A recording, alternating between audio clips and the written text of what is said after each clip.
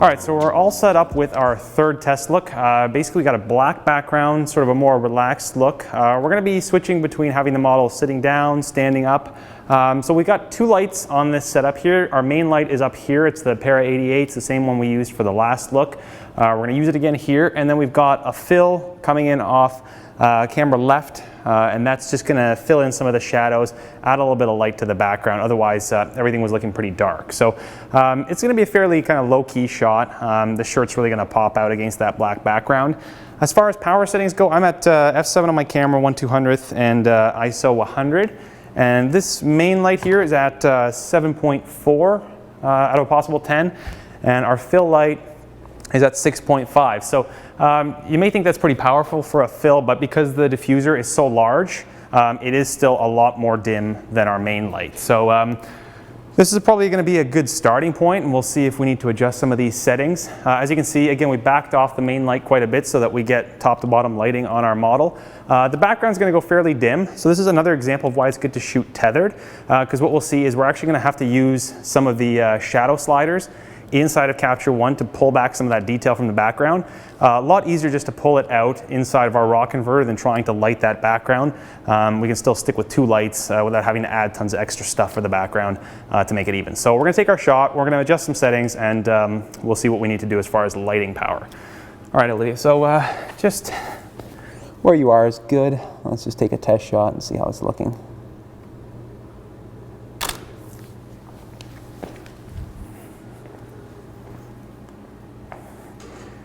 All right, so we're not too bad. The shirt looks fairly bright here.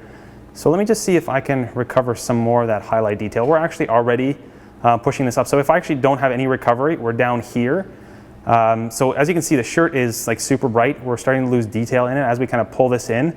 We're getting some more out, but then the shirt's going gray. So because we have to go so high, I think that would suggest that we need to go down in power overall. Our shadow slider, if we kind of start playing with this, you'll see we can start pulling some of the detail out of the background here. So let's go ahead and leave our shadow slider at about 10 here. That's going to pull in some detail from the background, leave our highlight slider at 0, and just change our power a little bit here. So I'm going to drop our main light down by 2/5. So we're going to go down to 7.0 and see if we're getting a little more detail in that shirt.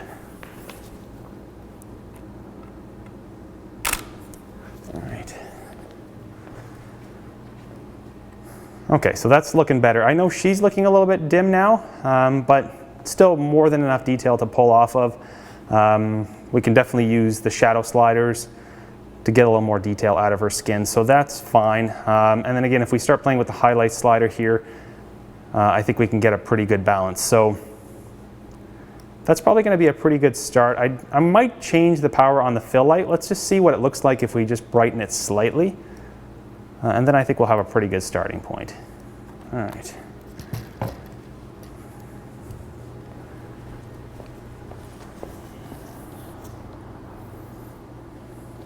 So just went up half a stop on the fill light. So it's at 7.0, and then our main light's at 7.0. So again, they're not going to be necessarily even, just because of the size difference in them. But let's see if that just fills things in a little bit better.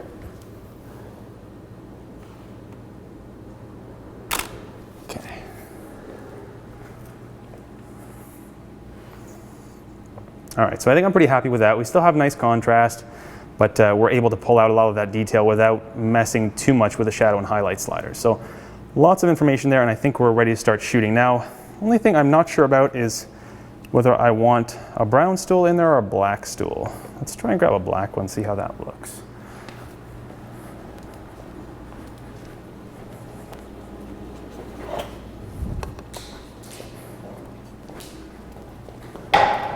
Thanks, Olivia. Just slide this guy in there. So this guy's square. You definitely don't have to rotate it around, okay? All right, let's see how that is.